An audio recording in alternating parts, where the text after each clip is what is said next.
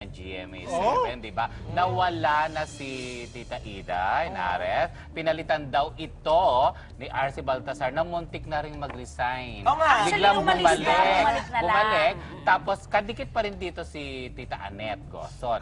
Pero ang ikinaloka ng mga nasa loob sa Artist Center, may 3 direktor ang tutulong sa kanila para daw dito sa planning, lalo na daw sa workshop. Okay, bibigyan daw na matinding workshop yung mga talents nila. Unahin natin si Direk Mario J. De Los Reyes. Okay, naku. Kasalu-saludo. Direk Dom Sino pa isa? Sapanta and Mark Reyes. Si Direk Mario J. De Los Reyes, nung bago pa ako pumasok sa showbiz, ay sinasaluduhan at nire-respeto sa kanyang malalim na kaalaman sa lokal na aliwan, lalo na sa pelikula. And dahil na kailangan yun, kasi marami mga comments na rin actually sa Twitter, sa Facebook na kino-compare yung talents ng DOS tsaka siguro doon sila nawindang. Kasi nga yung workshop ng ABS is sobrang pukpukan. Kasi di ba sa ABS, compared sa GMA, di ba na? Ongoing yun, ongoing permis sa... Kahit wala kang show, tuloy-tuloy yung workshop. Sa ABS daw, di ba, Direk, pag may project, nag-audition sila, tapos with a workshop. Oo, kahit walang project, nag-workshop sila, tuloy-tuloy. Di ba, Catherine? Sana maganda maging ano. Kasi Star Magic, may plantilla yan, may plano para sa mga artista. Hindi naman question ng workshop lang yan eh. Question niya kung paano mo paplanuhin yung individual career ng mga artista eh. Tama. Naka-attend po ako ng... May mga artista sa Star Magic na since day one, planadong career nila, may superstar sila. Di ba since day one? At saka IC, mahalagang malaman natin na ang iuupo dapat na mga magwo-workshop dito, yung mga tunay na may kaalaman na may magagawa sa karera ng mga bata. At ito daw nag-workshop. Nakakailangan kasi yung ibang nagwo-workshop, silang kailangan i-workshop. Naka-attend po ako ng workshop dun sa ABS. Ang nakakapagtaka po yung si Direk Ryan Carlos. Galing siya sa 7. Pero magaling si Direk Ryan Carlos. Oo, siya ang nag-workshop noon. Si Direk Beverly Berhel. Ngayon po si Direk Ryan. Magaling si Ryan. Head na ngayon. Aside sa attitude, sa workshop, siguro kailangan din ng personality workshop, yung mga ibang DJ Saka artista. attitude sa trabaho. Ayun! Ay, ganun po ang workshop lagi ni Direk Ryan. Kasama rin po si Direk Mario J. Sorry, sa lupon mo, sa iyong hanay, marami kayong magagaling. Pero direct napakahirap nung ang direktor nakikipagkompetensya ng pasikatan sa mga artista. Ay, iinom na lang ako dyan. Oo, di ba? Sino Basta, yun? may mga direktor, ang feeling ay sila'y sugo ng langit dito sa lokal na aliwan para sa mga ano. Basta meron. Binanggit mo na yung dalawa kanina. Okay. Yun na. Okay, go. Ay, talaga. Sige na, oo. Okay, shalala, isang punto lang. Wow! Mukhang tuloy na tuloy sa swertehin sa ating mga taga-subaybay. Dahil ito, i-announce naman natin ang winner sa ating year. Kapatid Pabuenas. Okay. At syempre ngayon, mas maraming tumututok dahil mas dumadami na ang nananalo ng mga 100 peso electronic load. Congratulations! Sumali din po kayo sa Grand Raffle Draw para sa chance manalo ng up to 1 million pesos! Ay, nako, napakainit po ng gabing ito. Mas paiinitin pa namin dahil... Ito ang muling hagupitan, tsikahang nag-iinit. Todo ang hirit sa... Juicy! Okay, sa ating pagbabalik sa Juicy, Alex. Walen! Pumalag sa panunulot ng role kay Sam Pinto. Sulat ni Wally Peralta sa Police Hindi ako updated dito. Ano yung sa sinunod boy yung pick-up role? line daw Boy na pick-up. leading lady ni Mr. Ogie Alcacid. Basta ang alam ko sa boy pick-up ang nandyan si Pepe Smith. Ah! Yes! I'm sure wala siyang sinulot doon. Siya talaga yung original Nag-iisa lang itong Sino idol naman na ito. makakasulot? Sige. Oh, si Bangkay. Impersonator niya si Bangkay. Pero pagdating sa mga ganyang issue, like kunwari Nag-iisa si mga... Pepe Smith, icon! Pero Rock and roll! alam mo kung sino susulot doon? Sino? Eto, di ba nakrakan nito, Mr. Ray? Pero pagdating sa mga ganyang issue na, di ba, pag kunwari may artista na punta ka sa kanyang role, hindi ba imposible masulutin? Pero Kasi... ito nakakaloka talaga si Sulan at saka si Sama pinagtatapat. Nasa na si Gwen Zamora? Oo nga, nasa na siya? Si Gwen Ang ganda Zamora rin, ay no? parang ano siya, parang nakasama siya sa isang, nominate siya.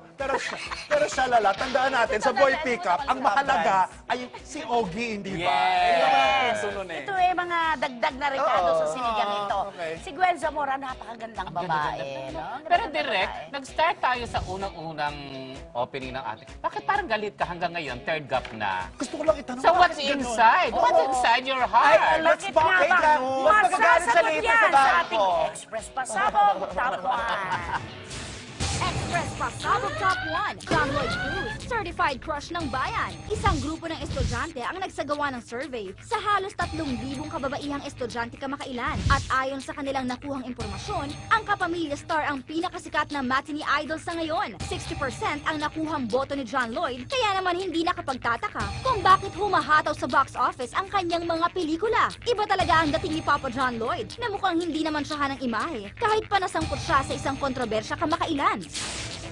Para sa ating showbiz feed, welcome back mga ka-freshness! Pinay-Mexican na si Jessica. Ito si Jessica Sanchez. Yes, ang galing. Puri-puri ng idol judges. Sulat ni Kuya Ruel Mendoza sa Abante at Jessica Sanchez. Pangarap makapunta sa Pilipinas. Sulat ni Ruel Mendoza sa PS. Tagapataan daw. Alam mo, maraming salamat. Napanood namin sa YouTube ito direct. Kasarap maging Pilipino. Standing ovation, di ba? Yes. Ang galing-galing na. At saka nung sinabi magaling At ang siya, bata talaga pa. gano'n siya, tinatakpan niya ang mukha niya, parang nahihiya. And kung maalala natin, ang pinakaunang sumali sa AI, si Jasmine Trias. Ito na daw ang kakabog kay Jasmine. At eto daw Ang yung layo pinaka... ng Ang layo daw, texture ng yes, boses. oo. Eto daw yung pinakamagaling. Ang galing. Pero alam, Magaling. Pilipina-Mexicana pala ito. Yes. Yung tatay niya, kamukha ni Tolo. Pero Si Jasmine, Korean din. Japanese. Totoo Ang yun. gwapo na... Pero ina-acknowledge naman ni Jessica. Ay, lagi niya idinidiyan Ay, ang very pagiging Pinay niya. good. Ang At gwapo alam ng mo, tatay, kamukha Ang ni Tolo. bata pa niya, ang boses buong buo na. Very Sobra. Magaling. No, ang galing niya. Saka And wala dito. siyang yung tunog ng boses niya. Hindi umayahambing Hindi sa iba niya. nadidiskaril. Oo. I'm sure sana talaga manalo. Di ba mga Pilipino naman magaling sa mga botohan? Eh, hindi mo tayo count, Pilipino hindi mo tayo kahit sa abroad. Sa abroad, marami Pilipino. Ang dami-daming Pinoy abroad, no? Correct. Ano Yes. kalaban siya, Jun, sa text? Si Ay, Jun. laging panalo Diba? ang Sinabi Pinoy niya, dyan. yung Oo. tatay niya, Oo. dalawa Tayo po ang texting cellphone. natin. Oo, Okay, I dalawa see. po cellphone ng tatay. Okay, ang bound ko naman ay nangyari noong Feb 29, 2012. Ayan, kasi ang dating anak ni dating Pangulong, ang anak ng dating Pangulong si Fidel V. Ramos, si Christy Ramos, ay nagsampa ng demanda sa dalawang ASCAL members sa alleged na sexual harassment na naganap sa friendly match ng Malaysia versus Philippines. So, anong nangyari dito kasi si Lexon Moy, sinabi niya yung inano niya yung kanyang bra size, kumbaga. Sinabi lang na, tinitigan niya yung B-cup, sabi. dibdib. At sabi niya, it must be a B-cup. Habang chinecheck ni Christy Ramos yung Locker room. Yung locker room bilang siya ang commissioner nung match na yon. And si Angel Girado naman ay nakabrief lang daw Lumakad. at lumakad sa harap ni Christy at lahat daw ng ASCALs ay nagtatawanan. And sa tagal daw na commissioner na to ni Christy ay ngayon na daw siya nakaranas ng ganyang klaseng pamabastos. So kaya siya nagsampa ng demanda sexual And harassment. anak siya ng dating Pangulo. Yes. Hindi lang yun, yung posisyon na dapat natin Bilang commissioner. igalang. Yes. Na bago naman pumasok sa locker room nyo, sinabihan na kayo na umayos kayo dahil bago magsimula ang game ay talagang And si Christy, hindi naman siya nandun para Puntahan magpa-picture or magpaano. Yeah. Siya ay isang official. Minsan Kaya nandun di- siya para Kung i-check si yung Shalala yung pumasok, pwede Ay, na iba mag-brief pa lahat. mangyayari yun, oo. Hulpihan ang Gusto niya magaganap. jubad. Ano direct ang gagawin? Jubad pa Bubukos, sila. kusin pa niya yung foul. Ako na maglilinis. Pero direct, the floor is yours and the table is yours. Hindi! Ito talaga. Kasi napag-usapan natin to earlier. Sabi ko kasi, ibang behavior ng mga atleta sa loob ng locker room. Di ba? Talaga ang mga barako pa, pinagsama-sama mo, talagang Exactly. magiging mga animal. Di ba? Tapos magpasok ka ng isang babae, talagang ganun na magiging reaksyon ng mga barako. Hindi ko sinasabing tama ang ginawa ng mga ASCALs. Pero, alam naman natin ng mga lalaki, di ba? Ang mga lalaki, pag nilagay mo sa kanilang kaharian, magpapakabarako lahat yan. Kaya nga Di ba? direct, ang kwarto Pero, ng isang lalaki ay sabog-sabog marumi. Oo, oo.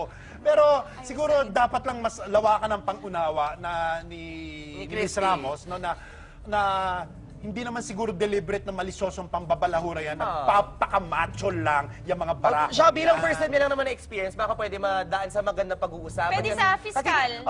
hindi naman siya Well, fiscal nahipuan. Oo. At saka susunod, isama niya Yes. si Shalala. At ako!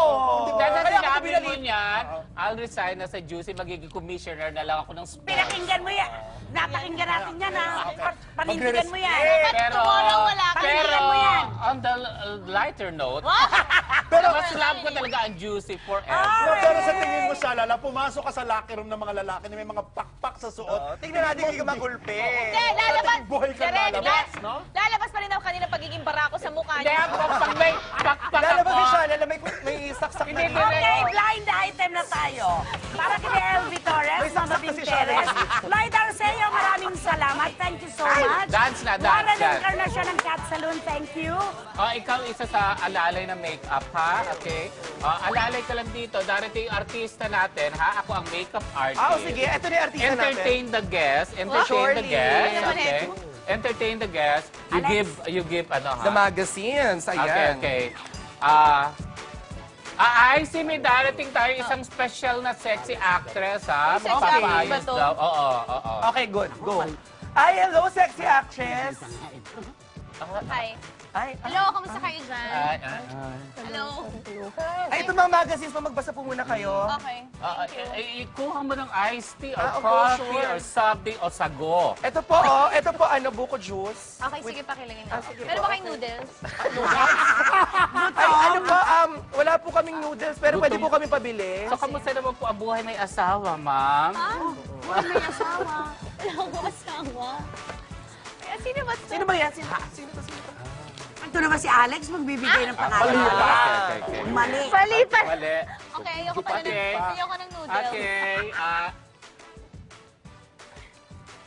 mahirap yata siya. Hawakan mo nga yung ulo. Ay, pwede po, Po, ma'am. kasi po, nasasmudge po yung makeup. Okay Pwede po.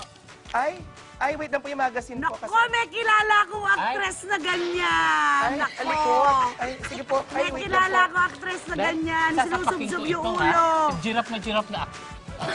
Parang umiiwas siya sa makeup. Ayaw niya ng makeup. Ay, gusto ko to! Gusto ko to! Maganda nga. O, sige, go. Bilis. Ayan, go. Gusto ko to! Ay, hawakan mo nga yung buhok. Sige, Sorry, wait lang po. Ayan. Excited kasi Itong ako. babaeng ito dahil napapagod ako, ha? Go. Ay, na-offend ba kayo? Sorry po ha. Sorry. Kanina pa. Aray ko, Ay. talagang ginagawa niya ganyan, siya Ano lala. mo nga yung ulo? Baka Oo, masaksak sige yung po. Ito, batang go. babae. Yan, ito po, go. Ayaw pa rin Ano talaga. ba ginawa niya dito? Ba't pumunta ka pa rito kung magbabasa ka lang? Wala ka bang magazine sa house? Respeto, nagbabasa ako. Dahil kung gusto mo Kasi ang magbabasa dahil na lang din Susan, kami. happy birthday. Okay, And so hi ganun to Chef talaga siya. Oo, ganun siya. Ay, Chef Asset! At saka kay Christy Rodriguez Ala, Mulasan. Number one talagang- fan ni Shalala. May kilala rin ako actress ganyan eh. Sino? Basta may ganyan. Malapit lang sa atin dito. Nakakaloka kahit na sino galing na makeup artist kung ganyan may makeup O, pahingi naman ang clue. May kapatid pa siya na actress din. Yes. Okay. Banyaga ba tunog ng kanyang pangalan? Nasa TV ba siya More on ngayon? the Mindanao. Nilihis ko talaga. Oh, wait lang. Sa Mindanao. Ano ba? Italiano ba? Parang. Nasa TV ba ngayon? Nasa TV. May show ngayon? May show ngayon? Nakatapos. Meron ba? Ano ba siya na Hindi na namin madirect. Maraming salamat po muli sa inyong lahat, mga kapatid, sa pagsalo sa amin ngayong gabi. Hanggang bukas po dahil... Ito ang huling hagupit ng chikahang nag-iinit. Todo ang hirit sa... Juicy! Maraming salamat po!